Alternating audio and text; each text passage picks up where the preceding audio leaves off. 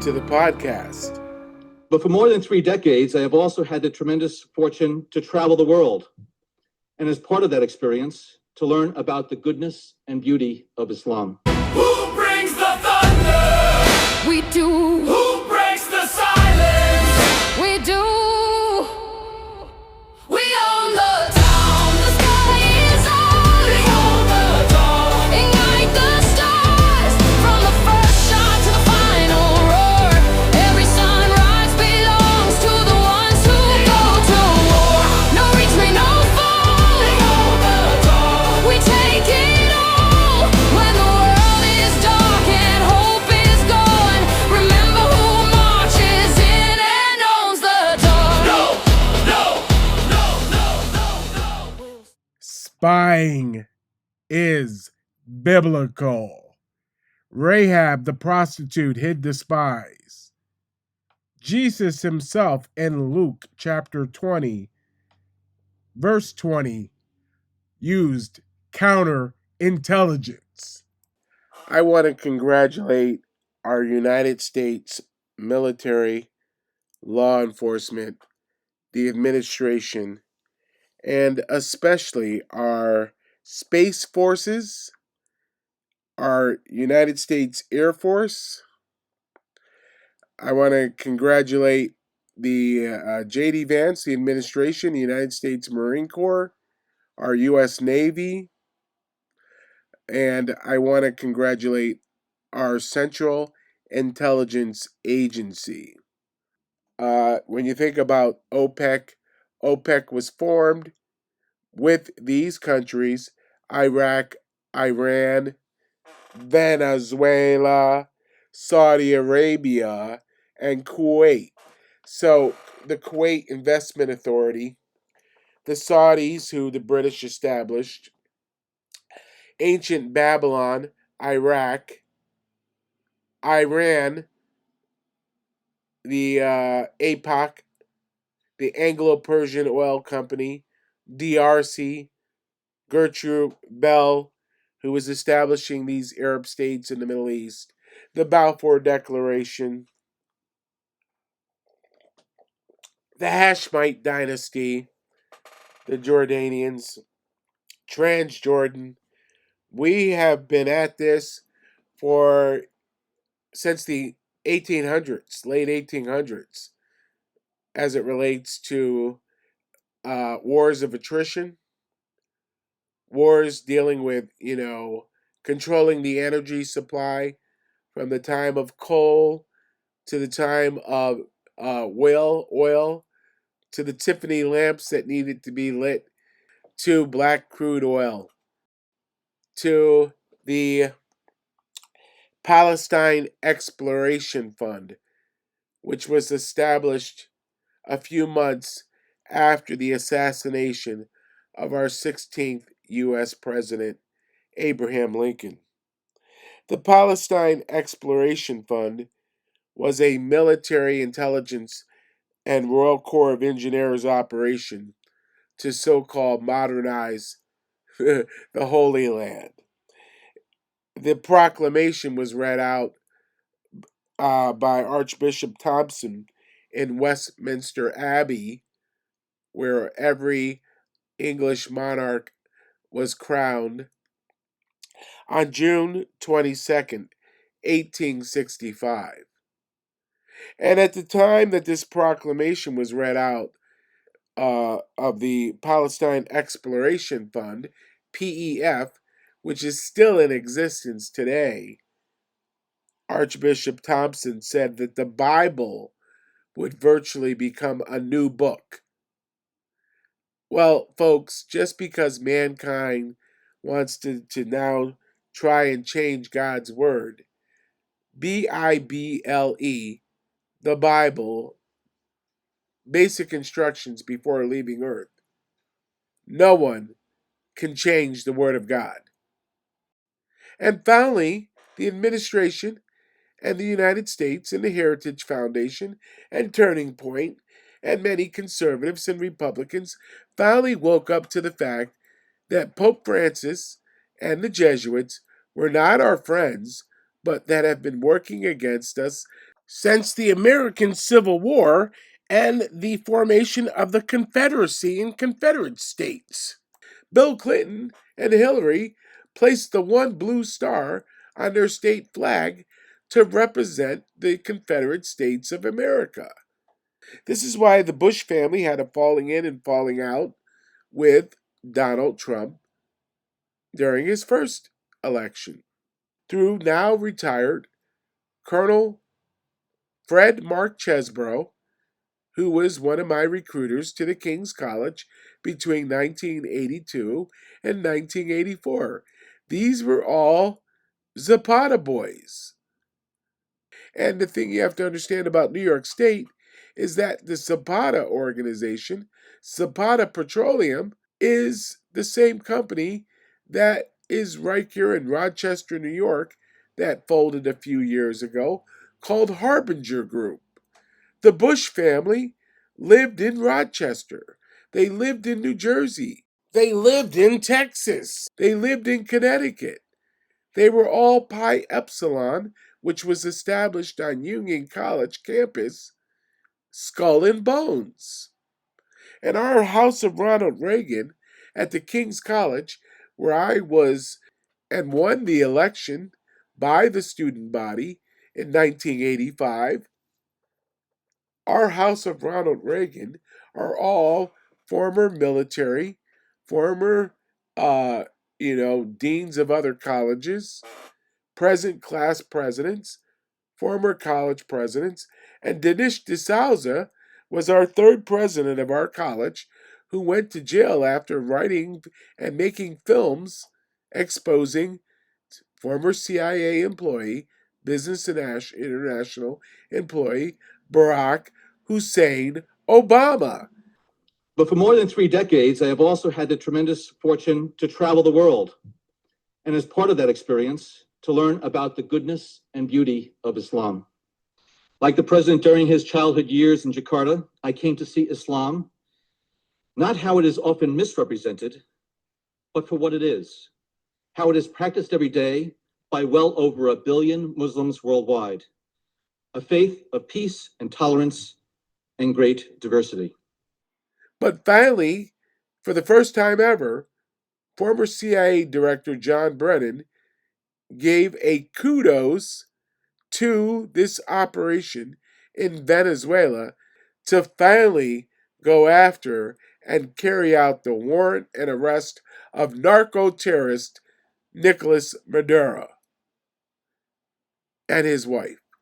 We're realizing that America can no longer remain silent when it comes to the Jesuits, when it comes to Pope Leo XIV, who tried to pressure President Trump in not going after Nicolas Maduro.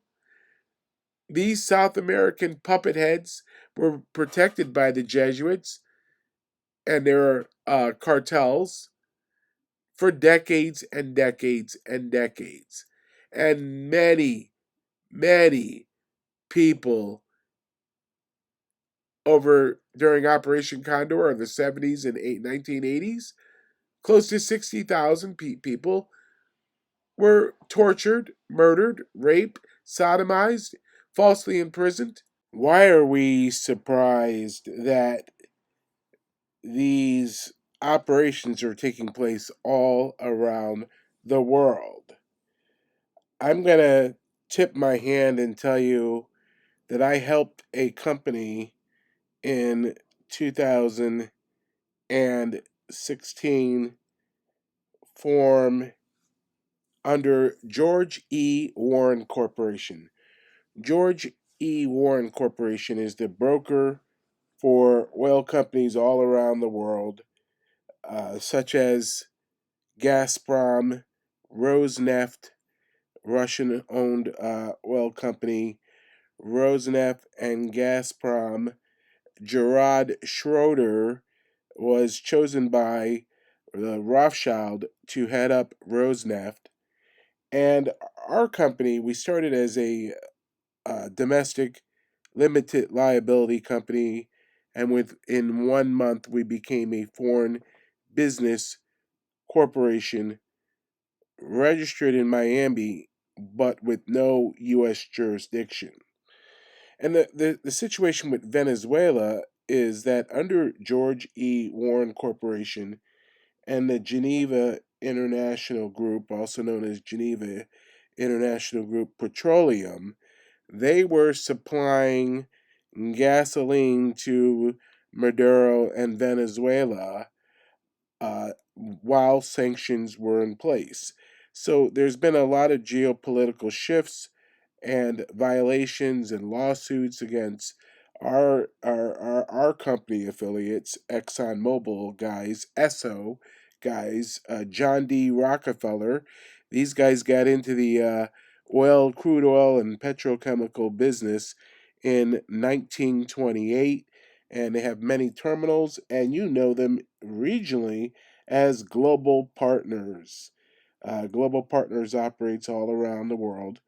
One of the issues that the oil companies that had the concessions in Venezuela was that they were pushed out by the Maduro cartel, and they lost a lot of money.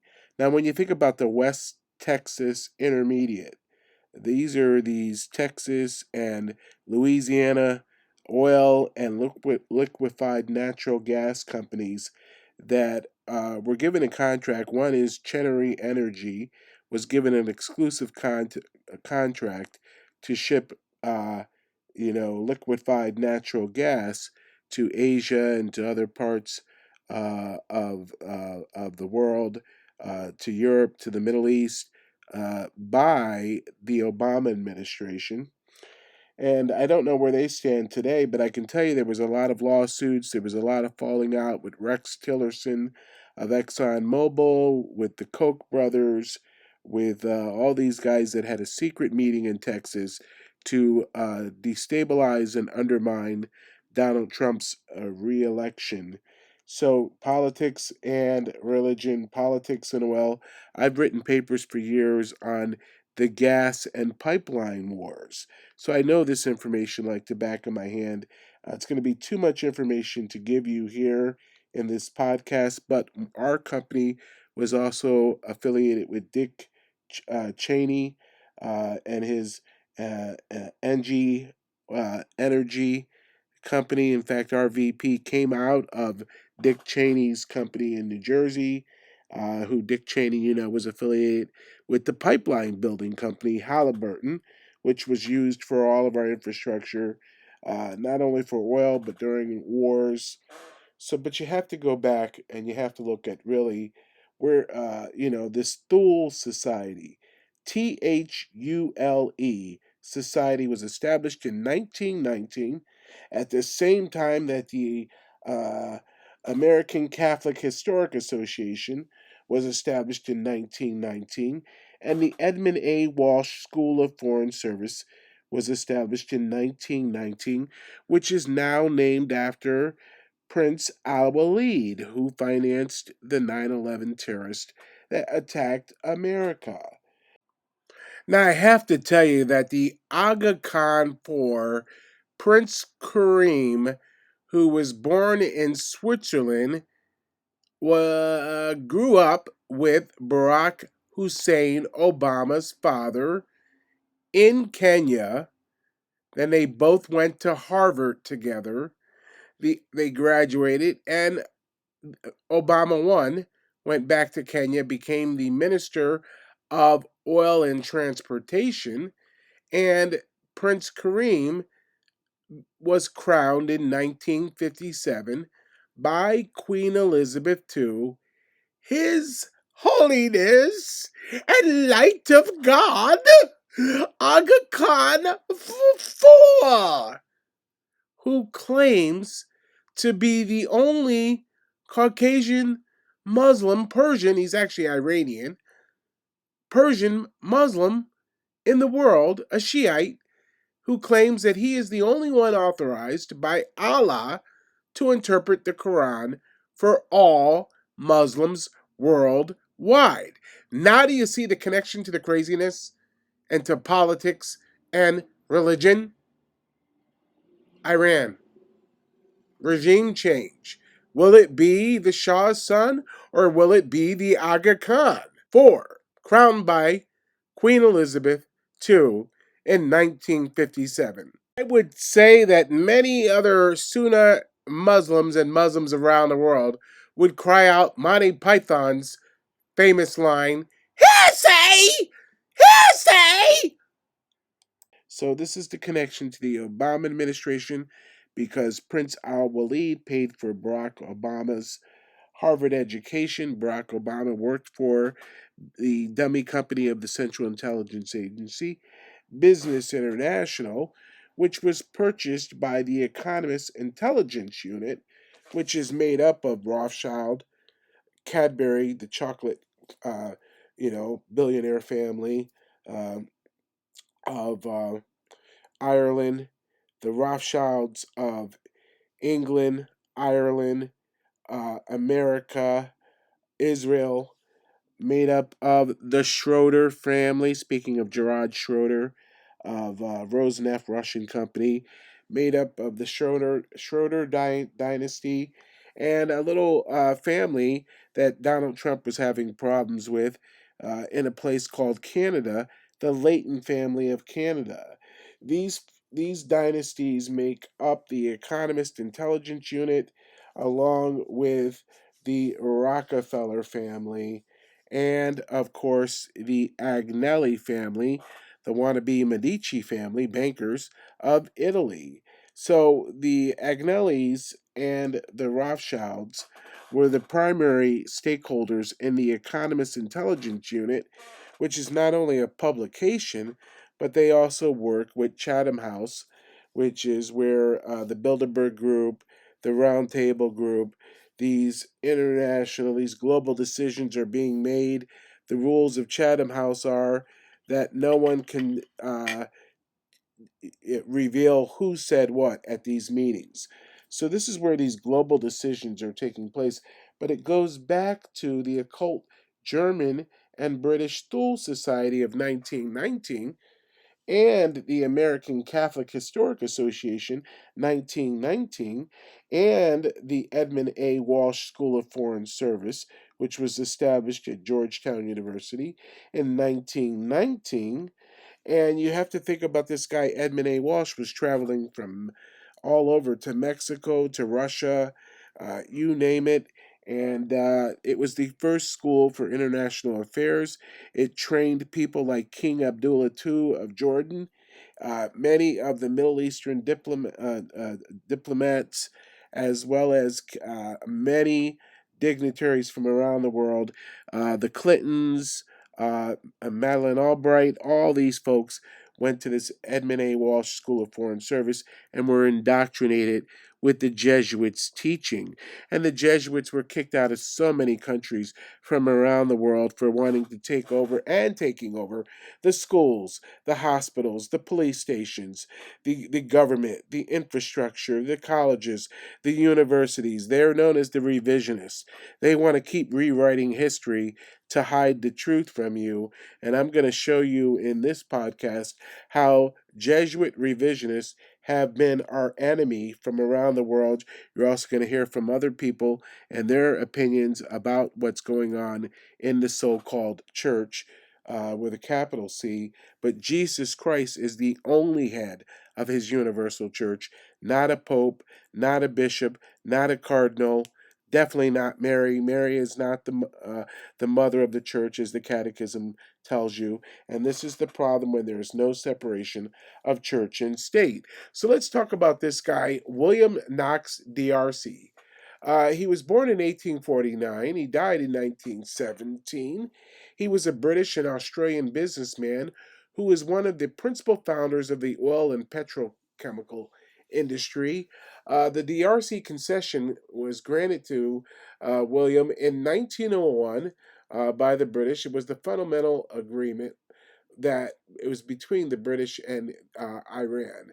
It was the foundational agreement for oil exploration in Iran, leading to the formation of the Anglo-Persian Oil Company, APOC, in 1909 after commercial oil was discovered. The British government became a major shareholder in APOC in 1914, securing fuel for its navy, but constant disputes over royalties and control led to the renegotiations, culminating in the 1933 agreement of APOC's later rebranding as the Anglo-Iranian Oil Company, and then eventually British Petroleum, which was taken over by the Crown of England. But so when you think about all this, you have to think about Rome and ENI, oil and gas cartel. You have to think about John D. Rockefeller and the Seven Sisters of Oil.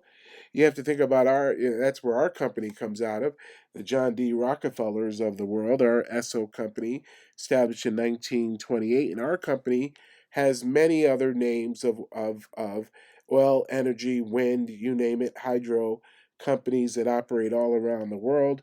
And we also operate with, the West Texas Intermediate, Global Partners, British Petroleum, obviously. But it goes down to OPEC being, OPEC is headquartered in Vienna, Austria, the former seat of the Holy Roman Empire. And as you listen and watch this video, you're going to understand that Shah Deniz 2, this pipeline project, Shah Deniz 1, Shah Deniz 2, Nabucco West, that the Obama administration and the intelligence agencies around the world, this pipeline is still on hold. When you think about Brent oil, which is the standard in Royal Dutch Shell, which is now just called Shell, out of the United Kingdom, though that is the benchmark, the standard for their oil, and then we have the West Texas Intermediate, and our West Texas Intermediate are all of our gas and oil companies, and like I said, liquefied natural gas that is coming out of the Permian Basin between Louisiana and being refined. And then you got to think about all these pipeline projects. And then you got to think about the reverse Egyptian pipeline in Israel, that now Israel, with its Leviathan gas fields, with its Tamar gas fields, are going to be, they're transporting liquefied natural gas that is going to go through and be processed in Egypt and go on to the 27 nations of the European Union. So, what is America doing right now? America is positioning itself to no longer be playing backseat to the European powers when it comes to the global market on oil, on liquefied natural gas, on energy and wind and hydro, and you name it. And this is where we come down to the fact that we have been dealing with this whole gas and pipeline wars dating back to, the early part of the 1900s. But it really goes back even before that, when whale oil, we transferred from whale oil to black gold crude oil.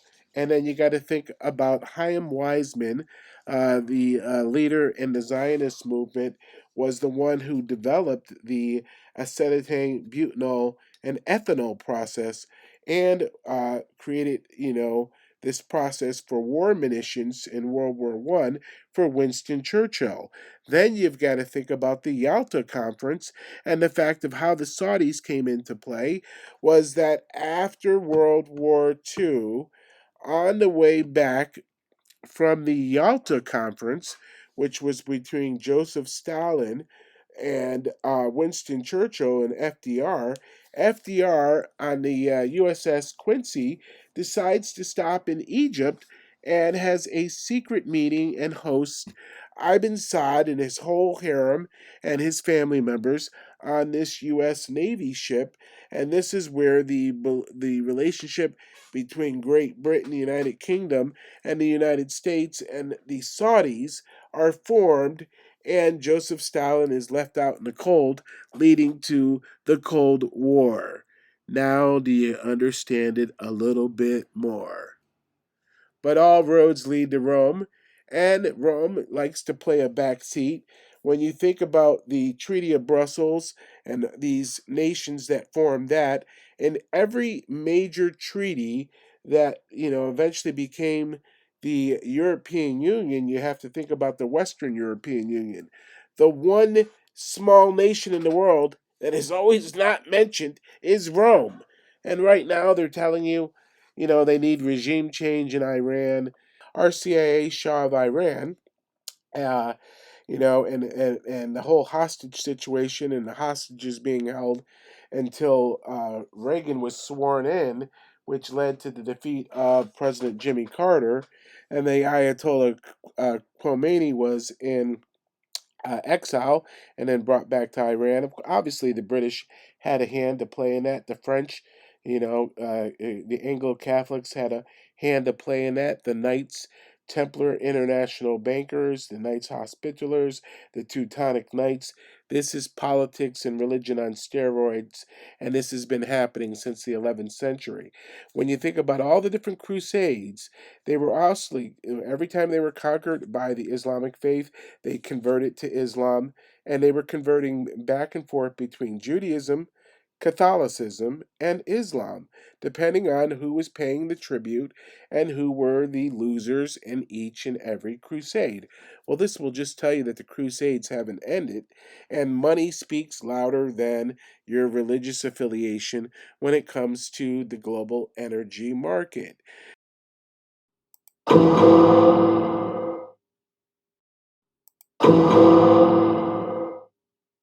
Madison Square Garden, the Nazis were marching.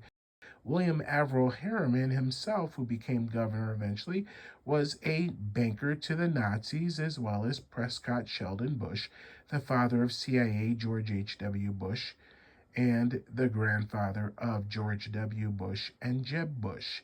So now you're getting a big picture of how the Confederacy is still alive.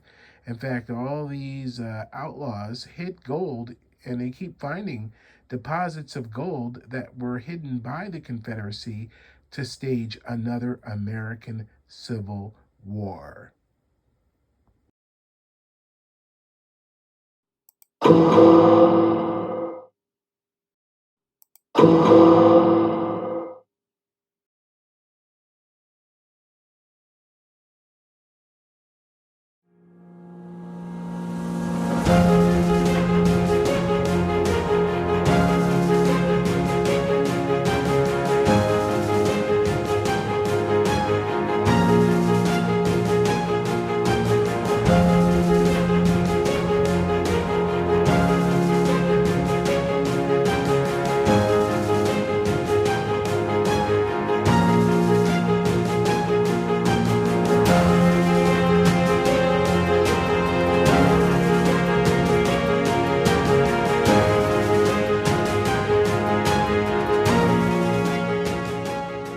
This is Democracy Now!, democracynow.org, the War and Peace Report. I'm Amy Goodman. And I'm Juan Gonzalez. Welcome to all of our listeners and viewers around the country and around the world. An historic trial that began Tuesday in Argentina is set to reveal new details about how 6 Latin American countries coordinated with each other in the 1970s and 1980s to eliminate political dissidents. The campaign, known as Operation Condor, at least 25 military generals are facing charges, and more than 500 witnesses are expected to testify during the trial.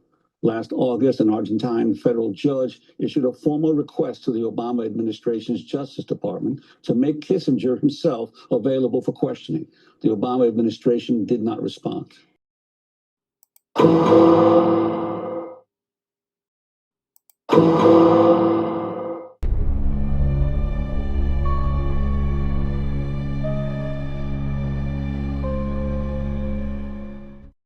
This is the notorious Naval Engineering School in Buenos Aires. Between 1976 and 1983, Argentina's dictatorship turned it into a prison and torture center for dissidents. Among the prisoners were 2 Jesuit priests, Orlando Yorio and Francisco Jalix. Their families asked the then head of Argentina's Jesuits, Jorge Mario Bergoglio, now Pope Francis, to help get them released. Some now allege he turned a blind eye to their plight, and Bergoglio was called to testify twice as a witness in crimes against humanity cases. While Operation Condor was not a U.S. program, declassified documents show it undeniably had the backing of the U.S. The U.S. was equally paranoid about Latin America becoming a base for left-wing uprisings, and the brutality of Operation Condor was a convenient and effective method of containment. The Condor program existed during both the Nixon, Ford, and Carter administrations. The Nixon-Ford administration directly financed and armed many of the dictatorships involved. The U.S. also directly trained many officials who went on to create the Condor system at the U.S. Army School of the Americas training camp in Panama, where they were taught counterinsurgency tactics. The U.S. also provided communication support, which was crucial to the operation of the Condor program. There is no question that the U.S. had full knowledge of the scope and brutality of what was taking place. The different regimes, agents, and police continued to cooperate to kidnap, murder, and torture people for years to come. The Condor program resulted in an estimated 50,000 killed, 30,000 disappeared, and up to 400,000 arrested and imprisoned. Days after the conclave ends, the rule of Pope Francis in the Argentine dictatorship hounds him. Verbitsky publishes a photo of Bergoglio giving Holy Communion to Videla. Critics also bring up the case of two Jesuits whom Bergoglio allegedly failed to protect from the dictatorship. When Pope Francis was elected by the conclave in 2013, the person that took his place as the Black Pope, known as the Jesuit General, was a guy named Sosa from Venezuela. With this symbolic military salute, the former Superior General of the Jesuits, Adolfo Nicolas, handed the baton to the next leader of the Society of Jesus, the Venezuelan Arturo Sosa. In the meantime, in the General Curia in Rome, there were satisfied looks all around. A spokesperson made the announcement. He is the delegate for the International Roman Houses of the Society of Jesus. One of the electors was Father Federico Lombardi, former spokesman for the Pope and a good friend of the new general. He said that Father Arturo Sosa is a reflection of the moment the Jesuits are living. The Pope has signed a canon law that would create personal ordinariates, which would pave the way for Anglicans to become Catholics. The law would allow them to hold on to many of their own customs and traditions. The document is an apostolic constitution called Anglicorium Cetibus, which means groups of Anglicans. I am very proud to be here, but also very nervous, very worried. I've been nervous all day, and the reason I've been nervous is quite simple, and that is that this motion matters to me. It matters to me greatly. It's not a joke, it's not a game, it's not just a debate. I genuinely believe that the Catholic Church is not, to put it at its mildest, a force for good in the world. I have a story today that is really a contrast between two different stories that illustrates the disconnect or the virtual schism in the church today. There are numerous factions in the Church of Christ, one being painted with broad strokes to be called traditional Catholicism, and the other are, of course, the modernists, though they never call themselves that. Their position is pretty simple. They've held power in the church since the late 1950s to varying degrees, have near absolute power now in the church, and wants to bring a church into being that, in their words, listens to the Spirit speaking through the world for guidance. And this contrast is evident in two stories. The first is a story from America Magazine, where our new favorite Jesuit, Father Jim McDermott, appears to be praising the possibility of Francis imploding the church.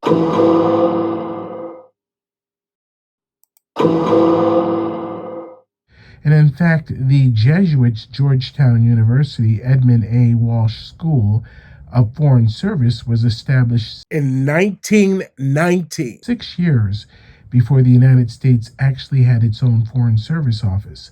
What's interesting about the Edmund A. Walsh School of Foreign Service at Georgetown University was this guy, Edmund Walsh, was a Jesuit priest who founded this school, the first school for international affairs in the United States.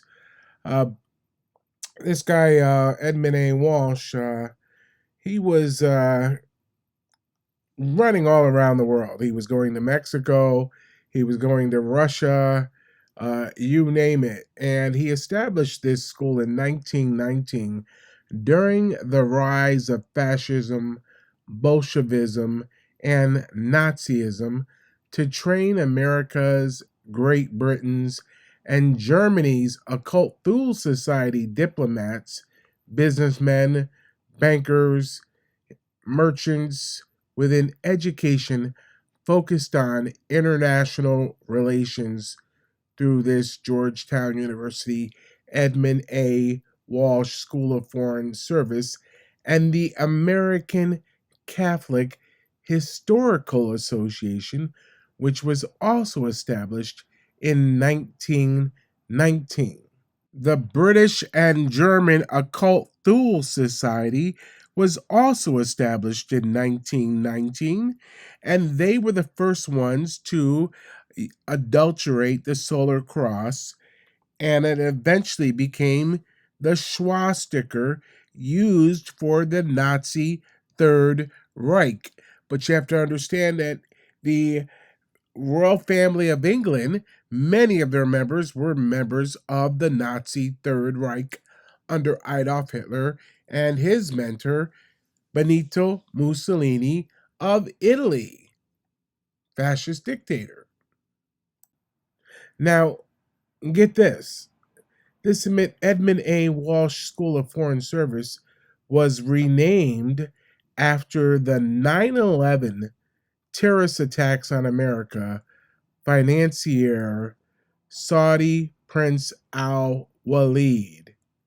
After the billionaire terrorism financier Saudi Prince Al-Walid gave $20 million each to Harvard University and to the Jesuits Georgetown University, and paid for Barack Hussein Obama's Harvard education through Percy Sutton and Dr. Khalid al-Mansur, the financial advisor to Saudi Prince Al-Walid. I think the U.S. Conference of Catholic Bishops has frankly not been a good partner in common sense immigration enforcement that the American people voted for. And I hope, again, as a devout Catholic, that they'll do better.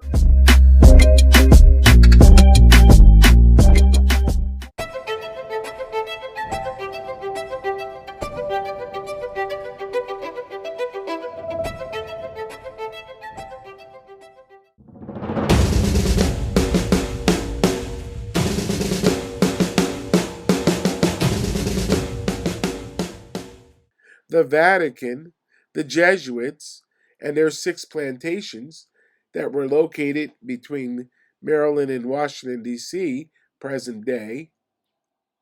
We have been at a holy war.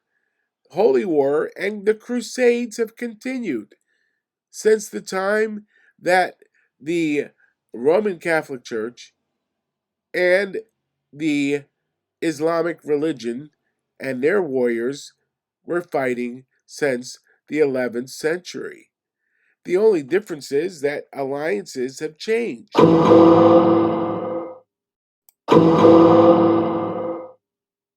They changed their alliances more than they changed their underwear.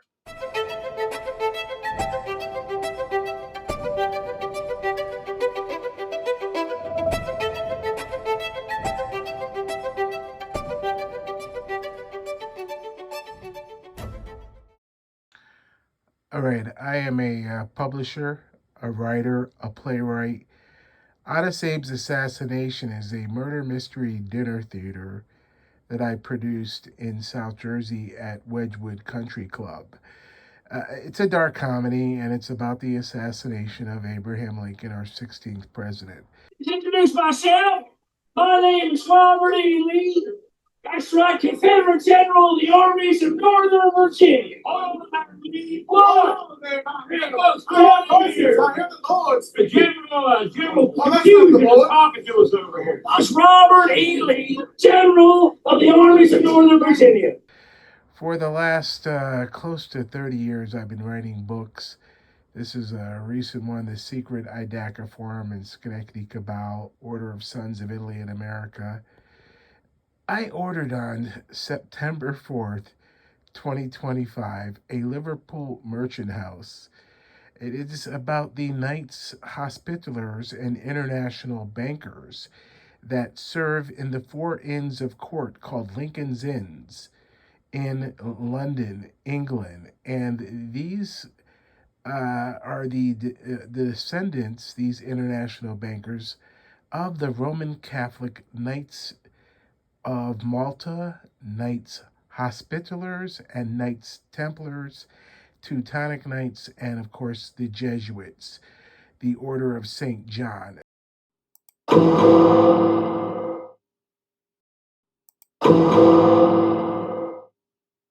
Charles James Booth Jr. was an anti-Semite. He was obsessed with politics and religion in the United Kingdom. And, he was also obsessed with the fact that non-Anglicans could not participate in business and commerce and politics in London.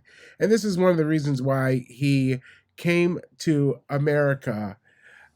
He married into this very wealthy socialite family, and he was a follower of Auguste Comte, and he was a French philosopher.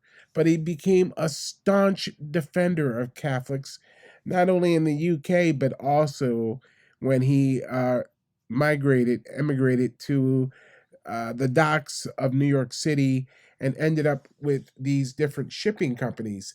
Now, during the Civil War, him and his older brother Alfred, through the Confederate loan from the Confederacy, started their company. But his involvement in the shipping business goes all the way back to 1851. He worked for his relatives. They were in the shipping business, in the steamship line of shipping cargo all around the world. And they were the cousins of William James Lamport, co-founder of the Liverpool shipping company, Lamport and Holt Line, and he worked in the company's office. In 1851, Lamport transferred minority shareholdings in a cargo steamship, the Now, to several associates, including Charles Booth and George Holt. But by 1863, when the Confederacy had given him this loan to start Alfred Booth and Company on the docks in New York City, the Booth brothers were then, by 1865, they were ordering 2 new ships. So of the 69 ships that they owned that went from Shanghai to Canton to China to their leather company that they were shipping leather all around from where they started in Brazil to the Confederate States in the South, and cotton that they were involved in shipping back to England. They ordered 2 new ships to be built in 1865. The ships were named Augustine and Jerome, after St. Augustine of Hippo and St. Jerome, known as 2 supposedly so-called doctors of the Roman Catholic Church. This is how obsessed he was. His anti-Semitism was expressed in his views by 1902 in his writings comparing Jewish immigration to the slow rising of a flood. And I got to tell you, he died and he was buried in St. Andrew's Roman Catholic Church cemetery in England. And you've got to look at the history. Forget about John Wilkes Booth. You got to understand that the Booth family were bankers. He was a socialist Democrat.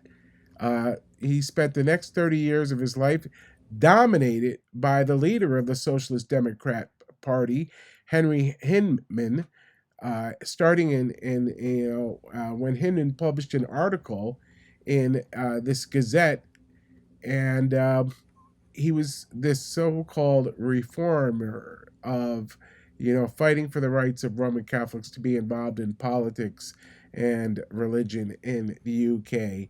Because you got to go to after the Civil War in 1871, he married Mary Macaulay, the niece of British Reform politician Lord William Babington Macaulay, who introduced the Reform Act of 1832.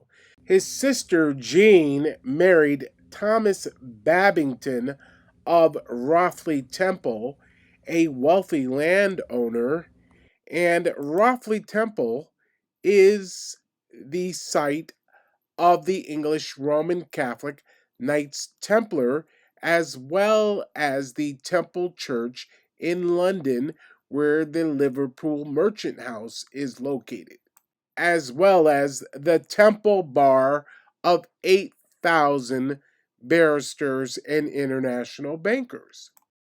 So, there's all these plaques, there's all these historical sites of the Knights Templars. So, this is the interesting part. Here's the thing about Charles Booth that most people don't talk about. He was involved in the governing of India and was the first law member of the Governor General's Council of India and served on the Supreme Council of the Government of India between 1834 to 1838. Let's get into the rest of this podcast. Isn't that interesting? The British Raj, the crown rule in India, and the East India Company that the Booth family were providing the ships to, the 69 ships, caused this purging of the Indian subcontinent. And you never hear about the East India Holocaust that resulted in 85 million deaths of Indians as the Booths and their ships and the British Raj, which didn't end until 1947, were purging the Indian subcontinent of all of its spices, all of its precious metals, all of its resources. And this is the involvement of this international steamship company, Alfred Booth and Company. British Raj, Calcutta, West Bengal, East India Company. The actual East India Company did not stop controlling the continent, the subcontinent of India, until 1947.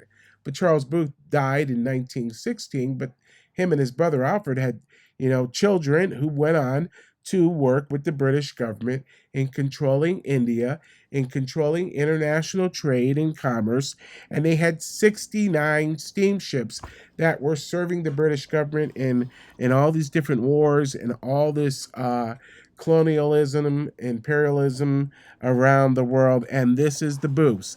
You got to understand that the War of 1812, Great Britain attacked America.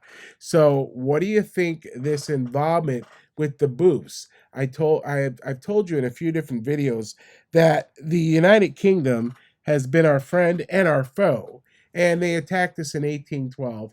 And the relatives, 50 years before Alfred and Charles Booth started this shipping company, their relatives were already in the steamship business, and all of their partners were in the steamship business.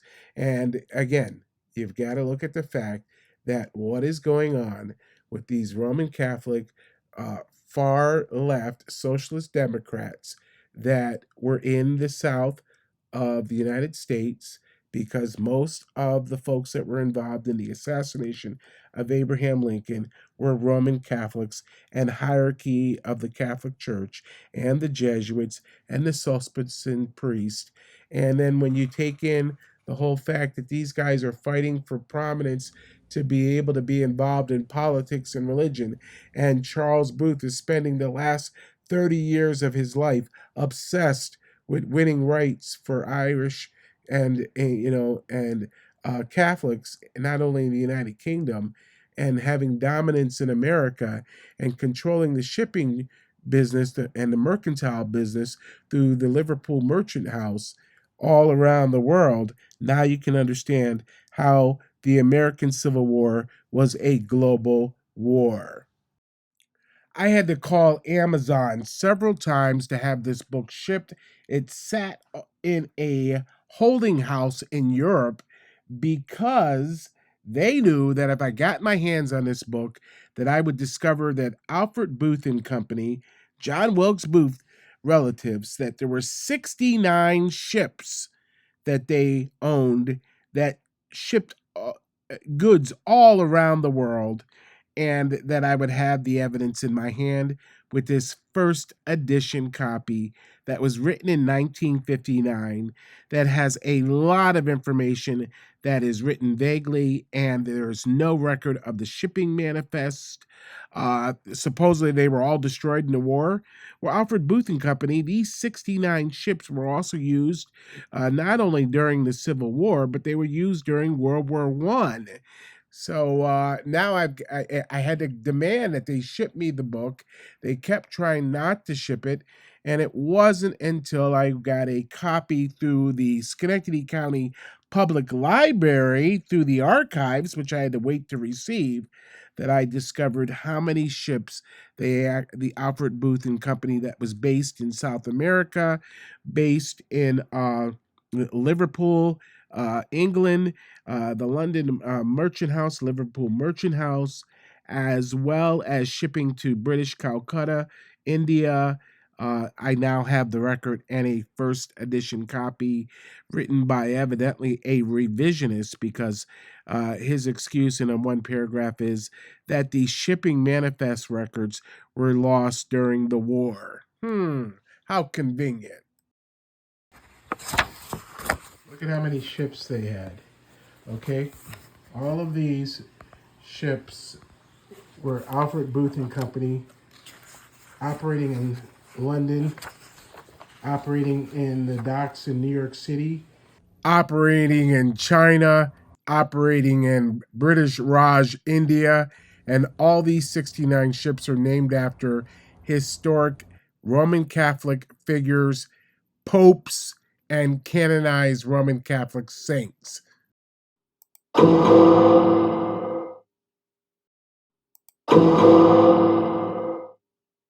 The Booths were tied in with the Jesuits, tied in with Pope Pius IX, tied in with the self-sufficient priests in the South, and of course the Confederate States of America, which operated all around the world.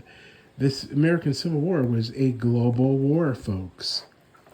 And this is what I write about, and this is what the dark comedy is about, to open people's eyes to the fact that this American Civil War was a global war. The assassination of Abraham Lincoln was engineered by the papacy, by the Vatican, by the Jesuits, by the United States Conference of Catholic Bishops, by those saboteurs and conspirators that were tied in with the Jesuits and the papacy to undermine and to destroy America. Now, when I returned to the Capital District in 2014, after 27 years working around the globe and publishing now for 26 years, but in 2014, I did a test market by working for the Jewish World newspaper, developing their food section and ghostwriting for Jane Golub of the Golub Corporation, who is the broker's liaison for the food businesses that sent us articles for Price Chopper Market 32. And I was able to develop the Jewish World, expand their reach by adding a bulk drop component, as well as increasing their food section. And then my adult daughters, we rented cars for them, and they distributed the bulk drop component of the Jewish World newspaper to all the Jewish community centers in the Berkshires, Saratoga Springs, Latham, Colony, and we put them in a lot of bulk drop locations. But here it is, Liverpool Merchant House. Only did they send me my purchased copy of this book only after I went to the Schenectady County Public Library and was able to get a copy sent through the archives. The archives, folks. Look at all these ships. Now, here's a book over here, top right, written by the co-inventor of Morse code, Samuel Finley Breeze Morse, and it is titled Foreign Conspiracy Against the Liberties of the United States.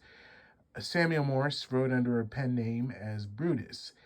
These articles, he lived in Italy and lived in Southern Europe for a very long time as a spy for U.S. presidents before our Foreign Service Office. And in fact, the Jesuits, Georgetown University, Edmund A. Walsh School of Foreign Service was established 6 years before the United States actually had its own Foreign Service Office. But in the mid-1830s, U.S. presidents, especially Protestant presidents of the United States, realized that the power of the papacy and the Vatican and the Jesuits infiltrating America was a foreign conspiracy. So they commissioned Samuel Morse, who was a painter of presidents and landscapes, to travel and live in Italy and live in Southern Europe. And there he was able to use his cover as an artist and a historian and a traveler to uncover the conspiracy from the papacy as well as its international bankers, the Knights Hospitallers, the English Catholic, Roman Knights of Malta, Anglo-Catholic, the Teutonic Knights, and all the or their affiliated Crown of England, and Rome's statue, eventually European Union influence upon America. So it is Rome, all roads lead to Rome, and this was the conspiracy against Abraham Lincoln and his assassination by the U.S. Catholic bishops that conspired with the Surratt family, the Booth family, but you have to look at the history of Alfred Booth and Company. They were located in South America.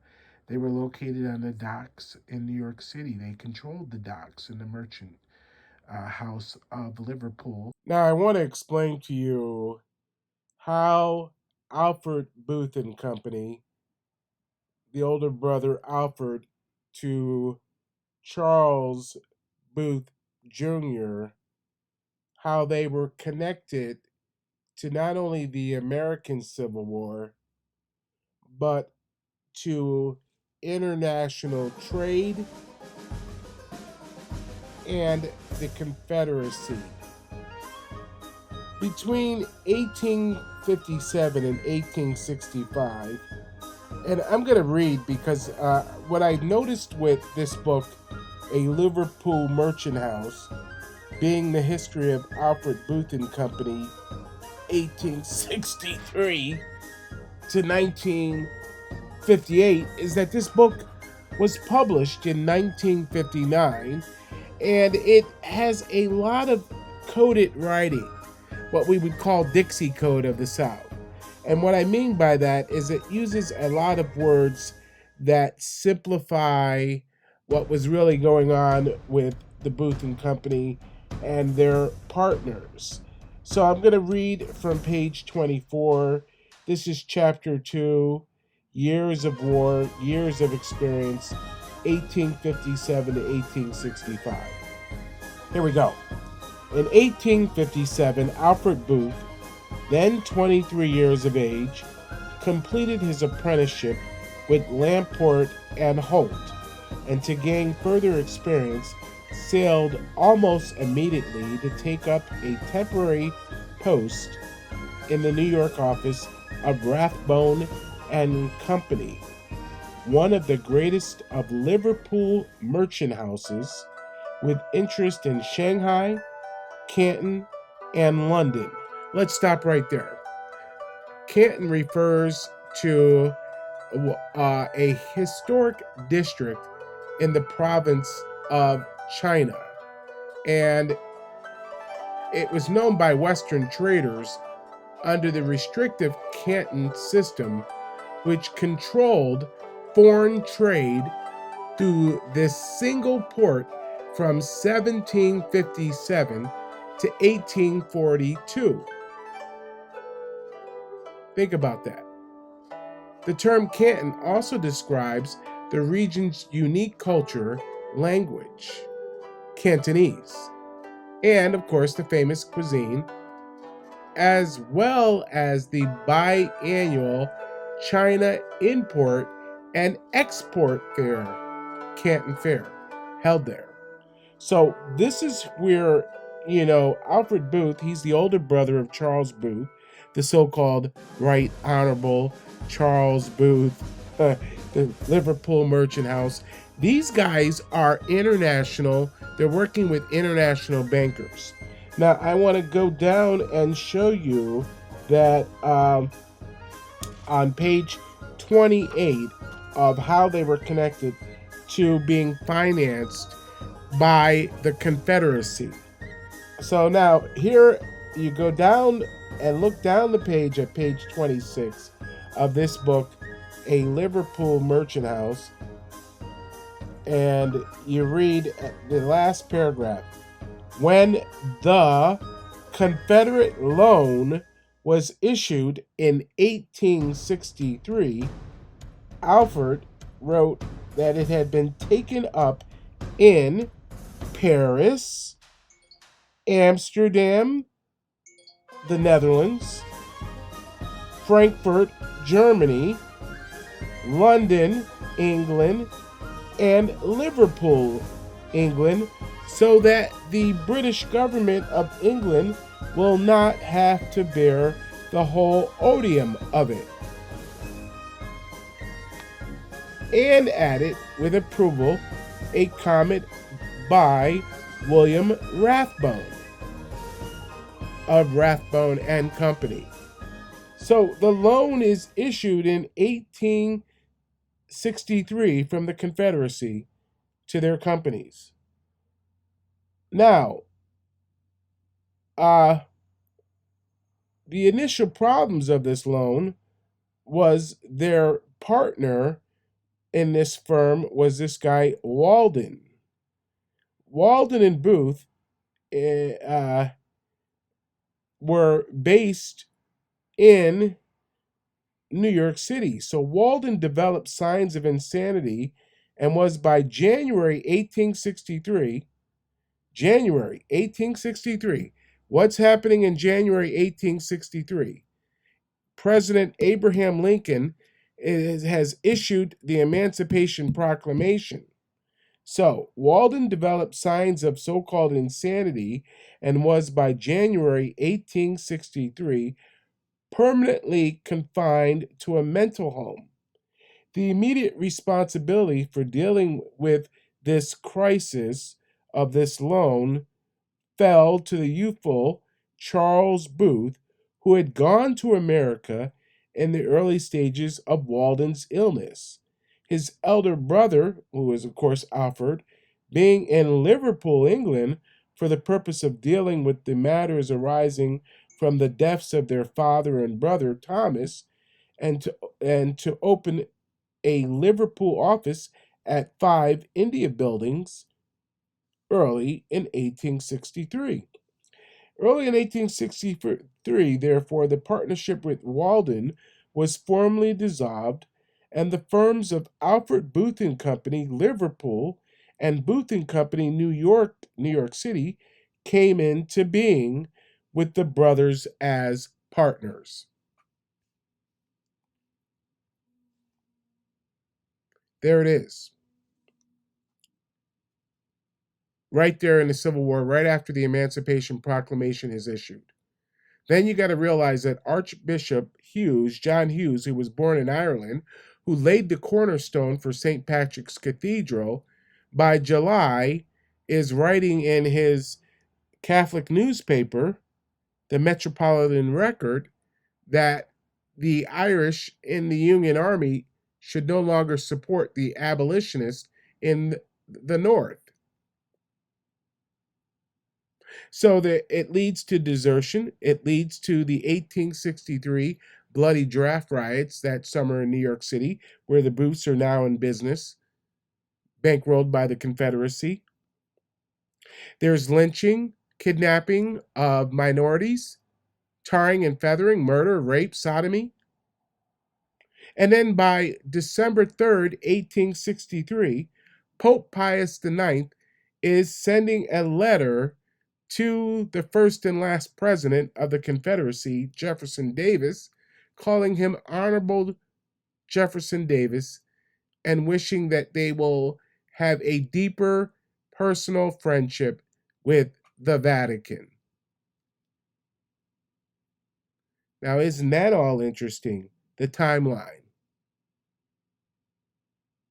So, Alfred Booth and Company traded from this time of 1863 to 1986. I'll say it again, to 1986, when the company was sold. It's still in existence. It was sold. They started in the leather tanning business. They started shipping cotton to England from Brazil, where their first two ships and their leather business started. But they were also dealing in international trade in India, in Calcutta, in China. So now do you understand how their steamship business and all these ships that they had that were named after Catholic historical figures and canonized saints were shipping all around the world? But they were based in Liverpool, England, and they were also headquartered by 1863 on the docks in New York City, bankrolled by the Confederate States of America through a loan. Cotton was king. Tobacco was king. But Alfred Booth and Company, they dipped and dabbed into everything. They wanted to make money. Their primary business eventually became steamships, of which I'm showing you all the different steamships. The funny part about this book is that they have no record. If you count all the ships that I'm showing you here in this video, how is it that there is no record of any of the shipping manifest and what they were actually shipping around the world? It just tells you the size of the ships. Augustine, Jerome, Ambrose, Bernard, Basil, Anselm, Clement, Lanfranc, Cyril, Gregory, Justin, Origen, Hilary, Hildebrand, Hubert, Dunstan, Dominic, Horatio, Augustine, Polycarp, Benedict, Jerome, Bernard, Basil, Gregory, Clement, Cyril, Ambrose. So they're building, these were built 1871, 1884, 1890, 1891, 91, 91, 91, 1892, and 1899. Think about how many ships these are that are going from China to India, back to the southern states of the United States, to Brazil, back to the Liverpool Merchant House of the Knights Templar and the Templar Church. Now, I want to tell you that Charles Booth rejected his father's Unitarian Church in favor of Roman Catholicism. He's buried in a Catholic cemetery, the Right Honorable Charles James Booth Jr. His father was a Unitarian. They do not believe in the Trinity. They're also into Gnosticism. They're also into Freemasonry. And many of the properties that this wealthy Charles Booth purchased were former estates of the Knights Templar international bankers. And in fact, if you go back to page 26, I want to tell you what happened to the partnership here. So let's look at what happened to, we're going to read in the beginning. Actually, I want to go back to page 24. Henry Greer and William Litterdale, the two managers of the American branch of Rathbone and Company, were already well known to the Booth family, both as businessmen and as prominent members of the Renshaw Street Chapel. What is the Renshaw Street Chapel? That is the chapel of the Unitarian Church in the United Kingdom. Now, I told you, Charles Booth Jr. is rejecting his father's Unitarianism in favor of Roman Catholicism. But let's find out what happened. Litterdale was afterwards to become governor of the Bank of England and the pilot who steered the city through the crisis of 1890. Alfred Booth's arrival in New York coincided with the financial troubles of 1857. Under the guidance of these two shrewd men, he learned much that was later to prove a great value. The Bank of England. Who owns the Bank of England today? The Rothschilds and the Rockefeller, J.P. Morgan Chase are affiliated. The Rothschilds control the Bank of England. So this is what's really interesting, because the Rothschilds were the family that were bankrolling many of these Masonic lodges in Europe and around the world, and in Turkey. Ataturk, the Rothschilds, bankrolled his Masonic lodge. And now you see the connection that the American Civil War was a global war of international trade, shipping, and commodity. You know what's funny about the author of this book is that he writes about, I just listed all these steamships that they built, but you got to go back to the fact that their father and their relatives, 50 years before Alfred Booth and his brother Charles Booth, his younger brother Charles Booth, you got to go back to George Booth and Thomas Booth. They were in the shipping business. All these guys were in the shipping business. And in this book, it kind of just glazes over. It says things like, the bulky cargo. What was the bulky cargo that they were shipping all around the world besides cotton? And it glazes over the connection to the southern states. I got to tell you something. John Surratt, who was the co-conspirator with John Wilkes Booth, first trained as a priest in Rome.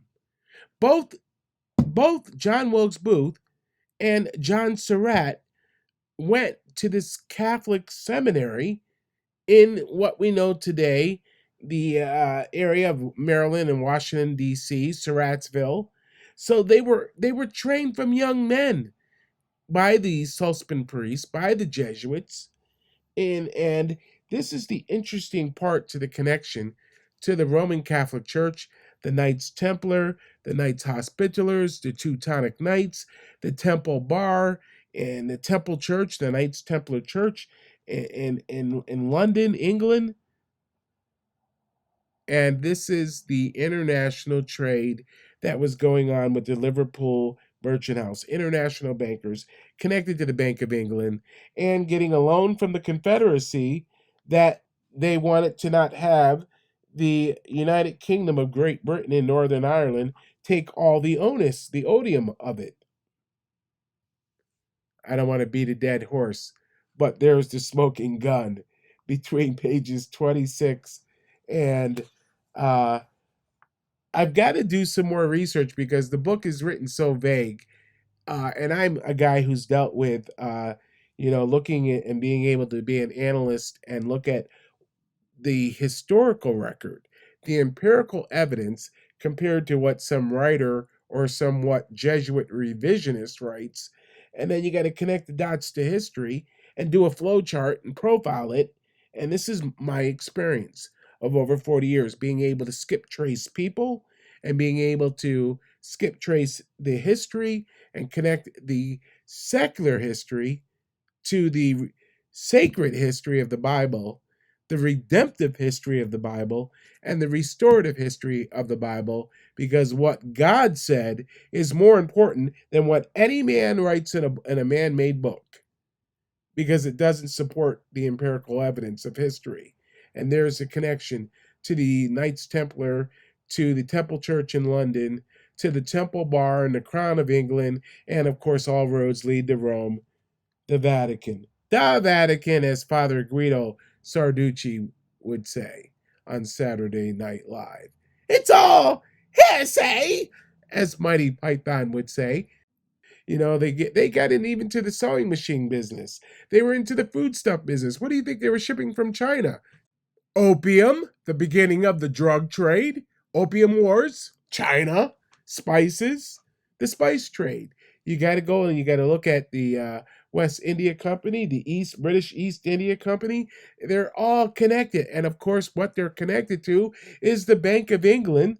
And you've got to understand that by the time that, you know, World War I is taking place, the Booths are supplying ships for the war effort.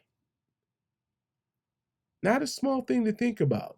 Everybody wants to talk about John Wilkes Booth, but nobody wants to talk about Alfred Booth and Company that was based in New York City and controlled the docks, and now you know international trade between China, Calcutta, British Raj, India, you know, you name it, Brazil, South America, the southern states, the Confederate states.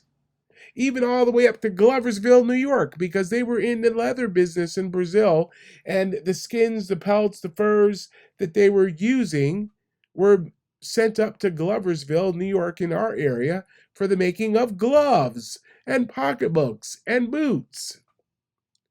Isn't that interesting?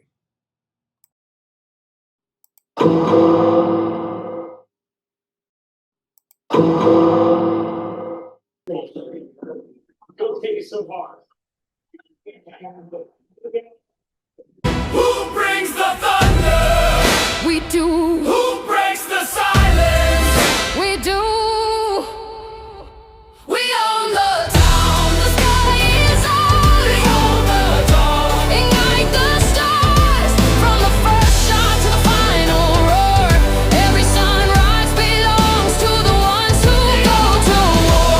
No retreat, no fall. We own the dawn. We take it all. When the world is dark and hope is gone, remember who marches in and owns the dawn. No, no, no, no, no, no. We'll sleep, no fear, no second place. We run toward the gunfire, we set the pace. Every heartbeat is a war drum, every breath a battle cry. We don't chase victory, we make it multiply.